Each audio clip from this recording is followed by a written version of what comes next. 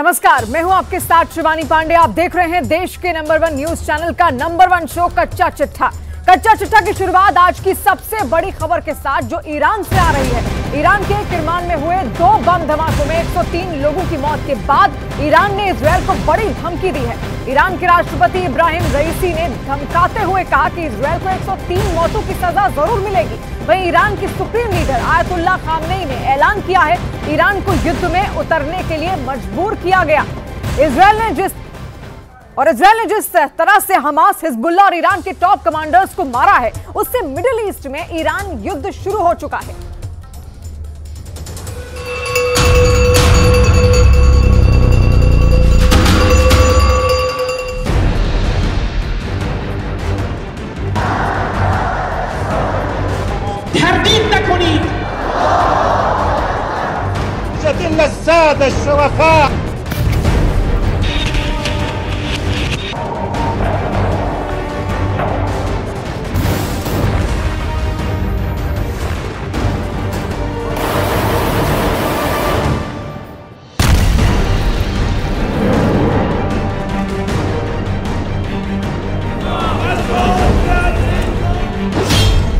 Israel युद्ध के साथ ईरान युद्ध शुरू।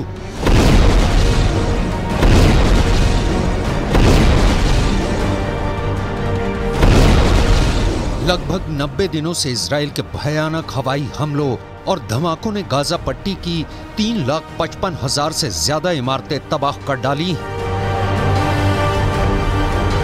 22,000 से ज्यादा फिलिस्तीनी मर चुके हैं।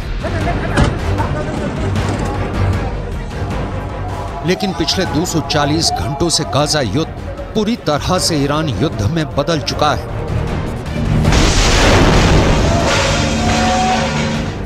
हमास के साथ साथ हिजबुल्लाह और ईरान के टॉप कमांडर्स को जिस तरह से मारा गया है, उसने पूरे मिडिल ईस्ट में युद्ध की भयानक आग लगा दी है।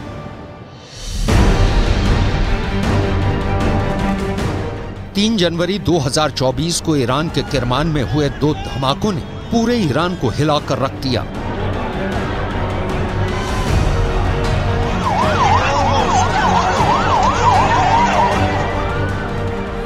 दो जनवरी 2024 को लेबनान के बेरूत में हमास का डिप्टी कमांडर सालेह अल अरूरी अपने 6 साथियों के साथ मारा जा चुका है और इजराइल उसकी मौत पर जश्न मना रहा है।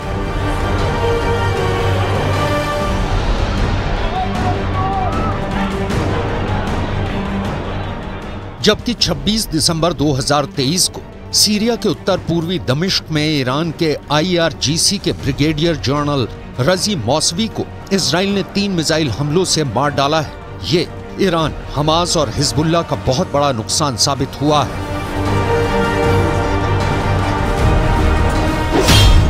ईरान, हिजबुल्लाह, हमास, इजराइल से बदले का ऐलान। पिछले 300 घंटों में इजराइल युद्ध पूरी तरह से ईरान युद्ध में बदल चुका है। अब इजराइल पर एक तरफ से ईरान सीधा हमला करने जा रहा है।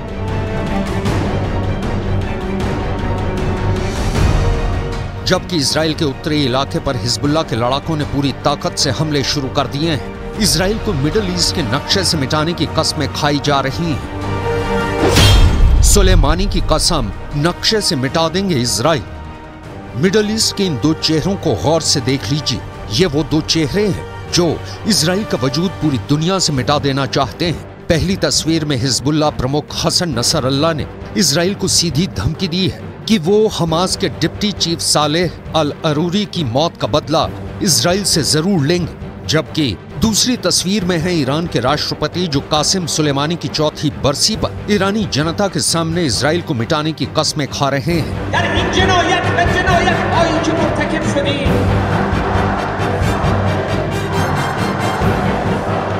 ईरान के किरमान में हुए बम धमाकों के लिए ईरान इजराइल को जिम्मेदार ठहरा रहा है।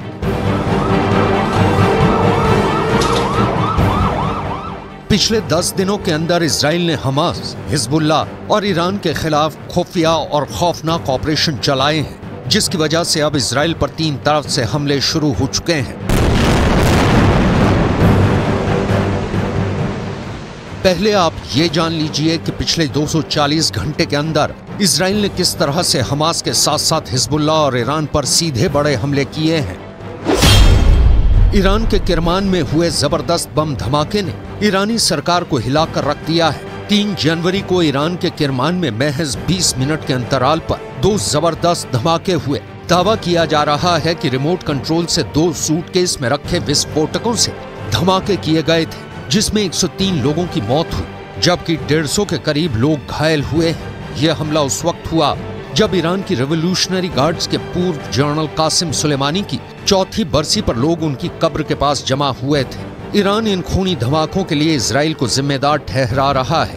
वहीं इन धमाकों के ठीक एक दिन पहले 2 जनवरी 2024 को लेबनान के बेरूत में हमास के डिप्टी कमांडर को इजराइल ने खुफिया ऑपरेशन में मार डाला है। 57 साल के हमास के डिप्टी कमांडर सालेह अल अरूरी पर उस वक्त ड्रोन से घातक हमला किया गया जब वो बेरूत की एक इमारत में अपने 6 साथियों के साथ मौजूद थे। डिप्टी कमांडर सालेह अल अरूरी की मौत पर इजराइल जश्न मना रहा है, जबकि हमास और हिजबुल्लाह अब खूनी बदले की कस्में खा रहे हैं। इजराइल ने हमास के डिप्टी कमांडर सालेह अल अरूरी की ही तरह 26 दिसंबर 2023 को सीरिया के उत्तर पूर्वी दमिश्क में IRGC के ब्रिगेडियर जनरल सैयद रजी मोसावी को मार गिराया था। मोसावी ईरानी राजदूत से जैसे ही अपने घर पहुंचे तभी दोपहर 3 बजे उन पर इजराइल ने 3 मिसाइलों से हमला किया, जिसमें उनकी मौत हो गई। मिसाइल हमलों की वजह से मोसावी की लाश घर से उछलकर बगीचे में जा गिरी।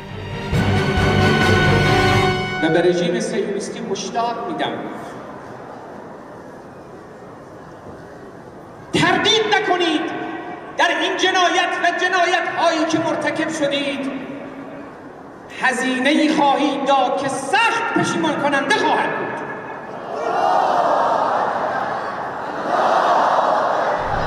هزینه‌ای خواهید داد که سخت پشیمان کننده خواهد بود. मिडिल ईस्ट में गाजा युद्ध के साथ ईरान युद्ध शुरू हो चुका है। ईरान के राष्ट्रपति और ईरान के सुप्रीम लीडर अयतुल्ला खुमैनी ने बदले की कसम खाई है। खबर है ईरान की 5,75,000 एक्टिव सेना इजराइल पर बड़े हमले की तैयारी कर रही है, जबकि अभी इजराइल के 1 से 1.5 लाख से ज्यादा सैनिक गाजा युद्ध में फंसे हुए हैं। हालांकि इजराइल के पास 3 लाख रिजर्व सैनिक हैं, लेकिन वहीं दूसरी तरफ ईरान के साथ साथ हिजबुल्लाह के लड़ाके इजराइल पर हमले शुरू कर चुके हैं।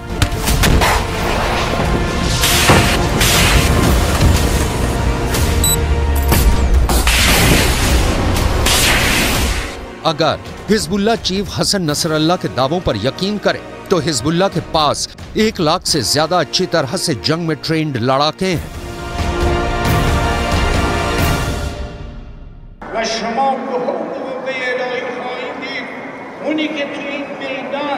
شکست خورده و سرفکنده تر از امروز از این میدان خارج می شود رژیم صهیونیستی و امریکای جنایتکاره.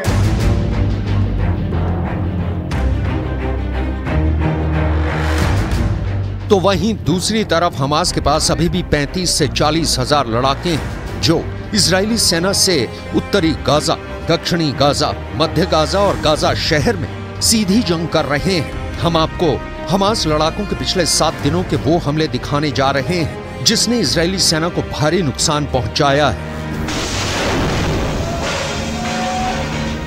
हमास के इन खूनी हमलों से आपको अंदाजा हो जाएगा कि भले ही इजराइल ने पूरा गाजा रौंद डाला हो, लेकिन हमास लगभग 90 दिन की जंग के बाद भी इजराइल पर पूरी ताकत से हमले कर रहा है। आप जरा 31 दिसंबर 2023 को हमास की तरफ से जारी इस वीडियो को देखिए, जिसमें हमास लड़ाके बेहद करीब से इजरायली टैंक के ऊपरी हिस्से पर सीधा हमला कर रहे हैं।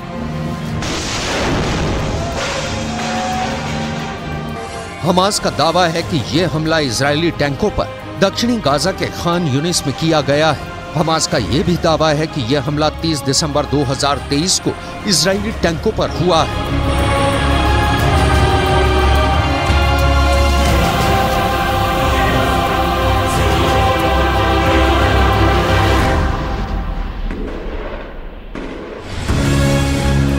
इजराइल के टैंकों पर चुन चुन कर हमले हो रहे हैं, क्योंकि इजराइल का मरकावा टैंक हमास और गाजा का काल बन चुका है।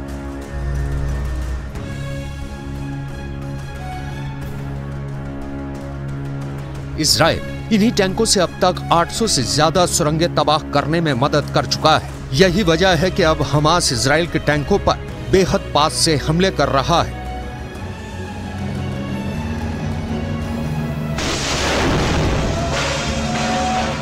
कई बार तो मुश्किल से 20 से 25 फीट की दूरी से हमास हमले कर रहा है। हमास के रॉकेट इजरायली टैंकों के हैच वाले यानी ऊपरी हिस्से पर सीधा हमला कर रहे हैं, जिसकी वजह से टैंक बर्बाद हो रहे हैं। अब हमास की तरफ से जारी ये वीडियो देखिए, जिसमें हमास के लड़ाके गाजा में कब्रिस्तान बन चुकी इमारतों के पीछे से इजरायली सेना पर हमला कर रही है।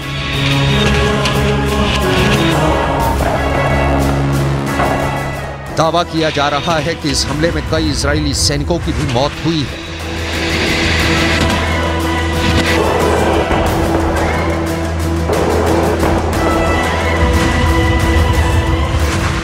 इसी तरह से हमास ने 28 दिसंबर 2023 को इजरायली सेना पर मध्य गाजा में ब्यूरिस शरणार्थी शिविर इलाके में इजरायली सेना पर हमला किया है।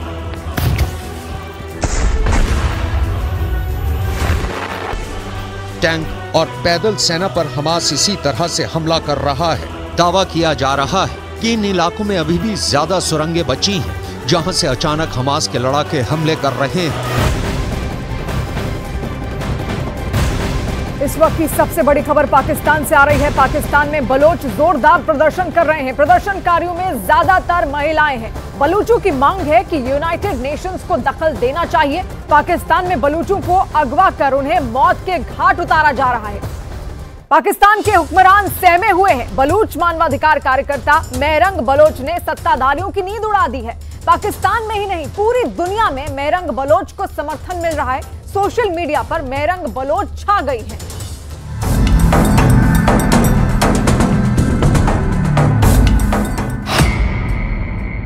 बहरी सरकार के खिलाफ, गूंगे सिस्टम के खिलाफ, वर्दी की गुंडागर्दी के खिलाफ, अत्याचारी अदालत के खिलाफ, खामोश इंसाफ के खिलाफ, वो आवाज जिसने पाकिस्तान सरकार की चूल्हे हिला दी है, वो आवाज जिससे रावलपिंडी के आर्मी हेडक्वार्टर में खलबली मची है। और जितने दिन बैठना पड़े उतने दिन यहाँ बैठेंगे। इस मसले पर आप लोगों की बेहिस्सी को मैं देख रही हूँ, आप लोगों की गैर संजीदगी को देख रही हूँ। वो आवाज जिसने पाकिस्तान को उसके मानवाधिकार के खिलाफ हिलाकर रख दिया है। आवाज बुलंद करती डॉक्टर मेहरंग बलोच खड़ी हैं। इस्लामाबाद में टेंट लगा दिया है, ठीक यूएन दफ्तर के सामने है। वो इंटरनेशनल कम्युनिटी के सामने है और सवाल कर रही है, बताओ 2000 बलोचों को जमीन खा गई या आसमान निकल गया? लापता अफराद के मुतालिक तो इन्होंने कोई बात ही नहीं की है। ये तो वो लोग हैं जो इस्लामाबाद पुलिस ने गिरफ्तार किए थे। ये बलोच स्टूडेंट्स हैं जो यहाँ पे, उनमें बलोच सिर्फ स्टूडेंट्स नहीं है, उनमें दूसरे स्टूडेंट्स भी है, वो भी शामिल थे। वो मार्च के शुरा का इस्तकबाल करने के लिए सिर्फ उन्हें छोड़ा गया है और किसी को नहीं छोड़ा गया है। इस्लामाबाद पुलिस के इख्तियार में ही नहीं है कि वो लापता अफराद को जो है ना रिहा करा सके। पाकिस्तान की सरकार बलोचों को रौंदने पर तुली हुई है। पाकिस्तान की आर्मी बलोचों के समूल संहार के लिए हथियार पर धार लगा रही है। बलोचों के धरना स्थल के चारों ओर पुलिस का संगीन पहरा है। हम आपको इस तरह मैडम, हम इस तरह आपको नहीं जानते। हर आने जाने वालों का नाम और नंबर नोट किया जा रहा है।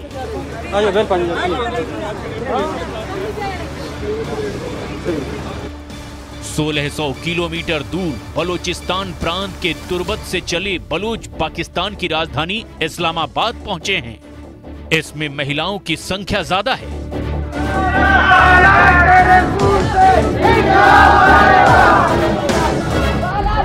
ये पहली बार नहीं है, लेकिन अब की बार बलोचों का आंदोलन अलग है, विशाल है और इसमें पाकिस्तान के हुक्मरानों को जला देने वाली ताकत की झांकी भी दिखाई देती है। लेकिन यहाँ बलोच आंदोलन की रिपोर्ट भर नहीं, उस नीडर की रिपोर्ट जिसने इस्लामाबाद टू रावलपिंडी सत्ताधीशों की नींद उड़ाकर रख दी है। और नाम तो आपको बता ही दिया, डॉक्टर मेहरंग बलोच। क्यों दुनिया भर के मीडिया में छप रही है मेहरंग बलोच की तस्वीरें और उनके समाचार? मेहरंग बलोच ने क्यों उठा लिया बलोचों के इंसाफ का झंडा? पाकिस्तान की आर्मी ने मेहरंग बलोच के साथ आखिर क्या किया? मुझे बताएं, पूरी दुनिया को बताएं, इस कंबल से इस्लामाबाद पुलिस को क्या खतरा है? बलोचों की आवाज बनी मेहरंग से जुड़ी डिटेल आपको आगे दिखाएंगे। उससे पहले वो आंदोलन जिसकी सांस है मेहरंग बलोच। किसी का बेटा, किसी का भाई, किसी का पिता, किसी का पति, किसी का दोस्त, अचानक एक दिन किसी बलोच को उसके घर से उठा लिया जाता है और फिर या तो उसकी लाश मिलती है या वो कभी नहीं मिलता। सालों साल उसके अपने उसका इंतजार करते रहते हैं, दर दर भटकते रहते हैं, लेकिन कहीं पता नहीं चलता। ये सब खुलेआम होता है, कोई साजिश नहीं, अंधेरे की जरूरत भी नहीं, बम या तोप की जरूरत भी नहीं। पाकिस्तान की आर्मी किसी दिन आती है और कभी एक, कभी दो या कभी 3 बलोच पुरुष सदस्यों को उठा ले जाती है।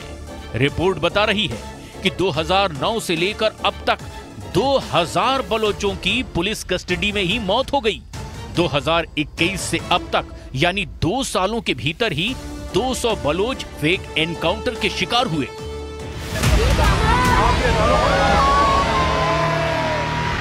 कब तक, किस हद तक सहेंगे बलोच? पाकिस्तान के उन हुक्मरानों को शर्म नहीं आती कि कार्यवाहक प्रधानमंत्री अनवर उल हक काकर बलोचों को दहशतगर्द मानते हैं, इन्हें मुल्क को तोड़ने वाला करार देते हैं और बलोच आंदोलन की फंडिंग का भारत पर आरोप लगाते हैं।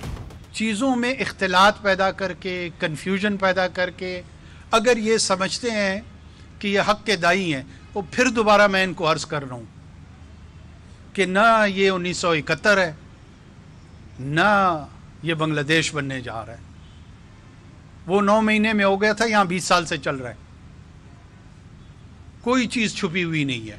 पाकिस्तान के पीएम काकर ही नहीं, ये पूरे पाकिस्तान के थिंक टैंक और पाकिस्तान को चलाने वालों के जहन का डर है कि बलोचों की आवाज बुलंद हुई तो उनकी दरिंदगी, उनकी पैशाचिक प्रवृत्ति और बलोचों के संहार की उनकी प्लानिंग का पर्दाफाश हो जाएगा। यही कारण है कि पाकिस्तान सरकार के खिलाफ आवाज उठाने वाली हर बलोच आवाज को कुचल देने की कोशिश हुई। बलोच नेता का कत्ल किया गया, उन्हें मारकर उनकी लाश को आवाम के सामने फेंक दिया गया। मेहरंग बलोच के साथ भी यही हुआ। हमेशा से अपनी औरत को इज्जत दी, आपने उसकी औरत को अपने गलियों में घसीटा। मेहरंग के मजदूर और राजनीतिक कार्यकर्ता पिता अब्दुल गफ्फार अस्पताल जा रहे थे, तभी उनको अगवा कर लिया गया। 2 साल बाद जुलाई 2011 को अब्दुल गफ्फार की लाश मिली। जब शव का पोस्टमार्टम किया गया तो पता चला कि उन पर अत्याचार हुआ था। यह अत्याचार किसने किया था, किसके इशारे पर किया था? पाकिस्तान का बच्चा बच्चा जानता है कि यह काम पाकिस्तान की आर्मी का है, जिसे बलोचों के इंसाफ की मांग एक तीर की तरह चुभती है।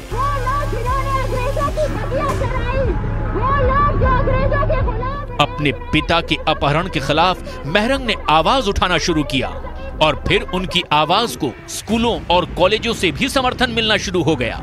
बलोचों के प्रति पाकिस्तान के घोर वैमनस्य का एक और उदाहरण मेहरंग की फैमिली में ही देखिए। दिसंबर 2017 मेहरंग के भाई को अगवा कर लिया गया और 3 महीने तक हिरासत में रखा गया। अगवा करने, मार डालने, अत्याचार के हजारों किस्से बलूचिस्तान के गांवों में बिखरे पड़े हैं। कितने शिकार हुए एग्जैक्ट आंकड़ा किसी के पास नहीं। 16 साल की थी मेहरंग जब उनके एक्टिविस्ट पिता को उठा लिया गया।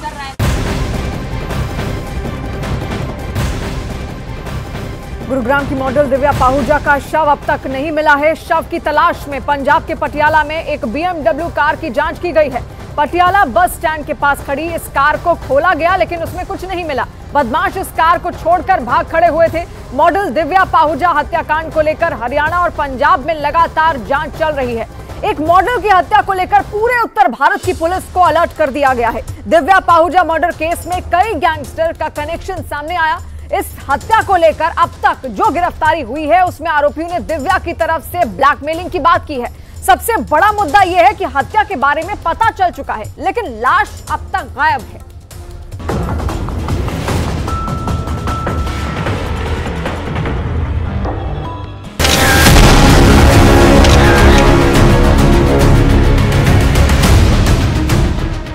भारत के दो बड़े शहर एक मर्डर से दहल चुके हैं। मर्डर एक मॉडल का हुआ है। मॉडल के मर्डर के तार कहां तक जुड़े हैं ये जानकर आप हैरान रह जाएंगे।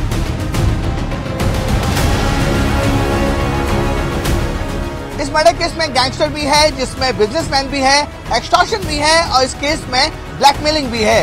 इस मर्डर केस के तार मुंबई से लेकर गुरुग्राम तक फैले हुए हैं। मॉडल दिव्या पाहुजा का मर्डर, देश में मर्डर इस वक्त सबसे ज्यादा चर्चा में है। मॉडल की हत्या एक होटल के रूम में की गई और फिर उसकी लाश को ठिकाने लगाने की साजिश की गई। दिव्या पाहुजा की मर्डर को लेकर जांच बड़ी तेजी से आगे चल रही है। मुंबई से लेकर गुरुग्राम तक सब ये जानना चाहते हैं कि आखिर मॉडल दिव्या पाहुजा को क्यों मारा गया और क्या इसके पीछे कोई बड़ी साजिश है। गुरुग्राम में मॉडल दिव्या पाहुजा की मौत के बाद जब उसकी लाश को गुरुग्राम से जिस गाड़ी में लाया गया वो गाड़ी पटियाला के बस स्टैंड में बरामद हुई। अब इस मर्डर केस को बहुत गौर से समझिए। किसका मर्डर हुआ, कौन कौन शामिल रहा और अब कौन सा नाम ऐसा है जो पूरी इन्वेस्टिगेशन में निकलने वाला है, क्योंकि गुरुग्राम में मॉडल की हत्या का केस पेचीदा होता जा रहा है। दिव्या पाहुजा की उम्र 27 साल थी। वो गुरुग्राम के बलदेव नगर की रहने वाली थी। गुरुग्राम के सिटी पॉइंट होटल में उसकी हत्या कर दी गई। इस केस में मॉडल दिव्या पाहुजा के दोस्त एक बिजनेसमैन अभिजीत सिंह को पुलिस ने गिरफ्तार कर लिया, लेकिन अब तक पुलिस को मॉडल का शव नहीं मिला है। City point hotel Abhijit Singh का ही है और उसके साथ 2 और लोगों को गिरफ्तार किया गया है। पता लगा कि एक लड़की की लाश को वहां से डिस्प्लेस किया गया 3 लोगों द्वारा। 2 जनवरी की रात हत्या की वारदात को अंजाम देने की बात सामने आ रही है। 1 और 2 जनवरी को दिव्या अभिजीत सिंह के साथ ही थी। इस हत्या के पीछे 3 लोगों का हाथ अब तक सामने आया है और उन तीनों में से एक है मुख्य आरोपी अभिजीत। गुरुग्राम पुलिस ने जब उसे गिरफ्तार किया तो उसने इसी होटल से ये पूरी जानकारी दी और इसी होटल के सीसीटीवी कैमरा फुटेज को पुलिस ने चेक किया था तो होटल सिटी पॉइंट का ही मालिक इस पूरी हत्या के मुख्य आरोपी के तौर पर जाना गया।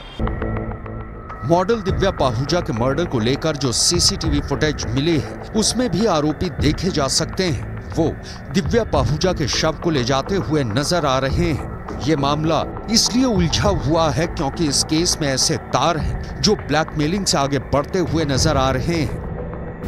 मॉडल दिव्या पाहुजा के मर्डर में एक्सटॉर्शन का जिक्र भी आया है। दावा है कि होटल मालिक अभिजीत सिंह से वो लगातार पैसे की मांग करती थी। इसी से परेशान आकर अभिजीत ने उसका मर्डर किया। पुलिस के मुताबिक इसके बाद अभिजीत ने होटल के ही कर्मचारियों को 10 लाख रुपए देकर लाश को ठिकाने लगवाया। अभिजीत और दिव्या के बीच क्या हुआ, इसकी जांच चल रही है। दिव्या दिल्ली के कारोबारी अभिजीत के साथ नए साल का जश्न मनाने गई थी। इसके बाद 2 जनवरी को कारोबारी और दिव्या गुरुग्राम के होटल में आकर रुके। फिर इस होटल में दिव्या पाहुजा की हत्या कर दी गई।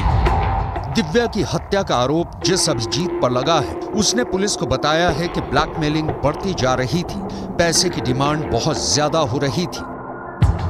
उसने ये बताया पुलिस को कि उसके कुछ ऐसे अश्लील फोटोज और वीडियो दिव्या पाहुजा के मोबाइल फ़ोन पर थे और दिव्या पाहुजा को जब वो 2 जनवरी की रात को यहाँ पर लेकर आया था तो उस दौरान उन दोनों का उस कमरे में जो कमरा नंबर 111 था वहाँ पर झगड़ा हुआ और वो चाहता था कि उसके फ़ोन का उस पासवर्ड को लेकर वो उसके अंदर जो अश्लील फोटोज़ हैं उनको वो डिलीट कर सके। ऐसा दावा और ऐसी दलील उसने गुरुग्राम पुलिस के सामने रखी और उसके बाद उस आवेश में आकर उसने दिव्या की हत्या कर दी।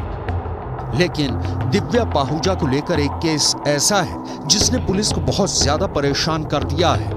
मॉडल दिव्या पाहुजा के मर्डर का केस बहुत चौंकाने वाला है। 1 जनवरी को नए साल के जश्न में दिव्या पाहुजा और अभिजीत सिंह बाहर घूमने गए। 2 जनवरी की सुबह 4:15 बजे गुरुग्राम के सिटी पॉइंट होटल में दोनों ने कमरा बुक किया। 2 जनवरी की ही शाम को अभिजीत सिंह ने अपने बाकी साथियों के साथ मिलकर दिव्या पाहुजा की कत्ल की वारदात को अंजाम दिया और फिर लाश को अपनी BMW कार में डाला और उसे ठिकाने लगाने भेज दिया। दिव्या का फोन जब बंद मिला तो उसके घर वालों ने पुलिस में शिकायत की। इसी तरह फोन की लोकेशन ट्रेस करते हुए पुलिस सिटी पॉइंट होटल पहुंची और वहां के CCTV की फुटेज को देखकर हैरान रह गई। दिव्या नाम की लड़की जिसकी 27 साल की उम्र है, उनके परिवार वालों ने बताया कि लड़की किसी अभिजीत नाम के, जो कि सिटी पॉइंट होटल गुड़गांव का मालिक हैं, उनके साथ गई थी और अब उनका मोबाइल स्विच ऑफ आ रहा है। जो पुलिस ने सिटी पॉइंट होटल में जा कर के CCTV फुटेज को खंगाला तो अपराध की होने की पुष्टि होने पर अभियोग अंकित किया गया है और आगे अभी इन्वेस्टिगेशन की जा रही है। दिव्या पाहुजा के मर्डर का पता तब चला जब होटल सिटी पॉइंट के CCTV फुटेज को खंगाला गया, तभी इस मर्डर का पर्दाफाश हुआ। लेकिन अभी तक पुलिस को मॉडल दिव्या का शव बरामद नहीं हुआ है। शव की लोकेशन क्या है, इसके लिए हरियाणा से लेकर पंजाब तक जांच तेज कर दी गई है। पुलिस को शक है कि दिव्या के शव को ठिकाने लगाने के लिए जो लोकेशन है वो हरियाणा से लेकर पंजाब तक हो सकती है। लेकिन दिव्या पाहुजा को 2023 में जमानत मिल गई थी। अब 2024 में दिव्या पाहुजा का मर्डर हो गया है और इस पूरे केस को गैंगस्टर संदीप गंडोली के एनकाउंटर से भी जोड़ा जा रहा है। दिव्या पाहुजा गुरुग्राम के मोस्ट वांटेड और इनामी बदमाश गैंगस्टर संदीप गांडोली की गर्लफ्रेंड थी। गैंगस्टर संदीप गांडोली 2016 में मुंबई के होटल में पुलिस मुठभेड़ में मारा गया था। हालांकि इस एनकाउंटर को फर्जी बताते हुए गुरुग्राम के 5 पुलिस कर्मियों के खिलाफ हत्या का केस दर्ज हुआ था। मॉडल दिव्या पाहुजा की लोकेशन को ट्रेस करते हुए हरियाणा पुलिस ने मुंबई में गैंगस्टर संदीप गांडोली का इनकाउंटर किया था। ये इनकाउंटर 7 फरवरी 2016 का हुआ था, यानी कि आज से ठीक 8 साल पहले। इसी केस में दिव्या पाहुजा मुख्य आरोपी थी और 7 साल तक जेल में बंद रही। दिव्या पाहुजा जब जेल से बाहर निकली तब भी वो ऐसे लोगों के संपर्क में रही जो कहीं ना कहीं अपराधियों के आसपास वाला नेटवर्क या कहीं की कनेक्शन कहा जाएगा। मुंबई पुलिस ने संदीप गांडोली मर्डर केस में उसकी गर्लफ्रेंड दिव्या पाहुजा और गैंगस्टर बिंदर गुज्जर को गिरफ्तार किया था, क्योंकि जांच में ये एनकाउंटर पूरी तरह से फर्जी निकला था। बिंदर गुज्जर और इस एनकाउंटर में शामिल कई पुलिस वाले अभी भी जेल में हैं। दिव्या पाहुजा 7 साल मुंबई की जेल में काटने के बाद 6 महीने पहले ही जेल से जमानत पर रिहा हुई थी और गुरुग्राम पहुंची थी। दिव्या पाहुजा केस में जो बिजनेसमैन अभिजीत गिरफ्तार किया गया है वो हरियाणा के हिसार का रहने वाला है। अभिजीत की गैंगस्टर बिंदर गुर्जर से जान पहचान थी। बताया जा रहा है कि दिव्या पाहुजा ने गैंगस्टर बिंदर के इशारे पर 2016 में गैंगस्टर संदीप गांडोली की मुखबरी की थी। दिव्या पाहुजा गैंगस्टर संदीप गांडोली की गर्लफ्रेंड थी और दिव्या की वजह से ही संदीप गांडोली का फर्जी एनकाउंटर हुआ था। मॉडल दिव्या पाहुजा का नाम गैंगस्टर संदीप गांडोली से जुड़ता है। दिव्या पाहुजा मुंबई जाते समय उसने अपना फेसबुक लोकेशन शेयर किया था, जिसके बाद एनकाउंटर हो गया। संदीप गांडोली एनकाउंटर में सबसे बड़ी वजह दिव्या पाहुजा को ही बताया गया है।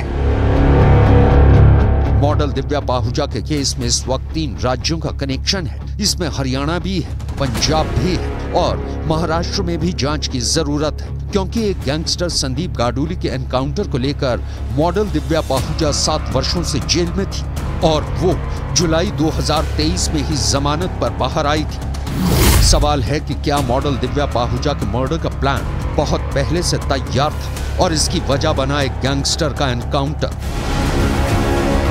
मॉडल दिव्या पाहुजा का नाम गैंगस्टर संदीप गाडोली की मुखबरी करने में आया था, इसलिए इस केस में जांच का एंगल ये भी है, क्या दिव्या पाहुजा की मुखबरी ही उसकी हत्या की वजह बन गई, यानी संदीप गाडोली का फर्जी एनकाउंटर, जिसके बाद मॉडल दिव्या पाहुजा की हत्या की साजिश शुरू हो गई। इस वक्त गुरुग्राम पुलिस की कई टीम दिव्या पाहुजा के शव की तलाश कर रही है। आरोपियों से लगातार पूछताछ चल रही है, लेकिन इस पूरे केस में गैंगस्टर वाले एंगल गुरुग्राम पुलिस को बहुत ज्यादा प्रेशर में डाल दिया है।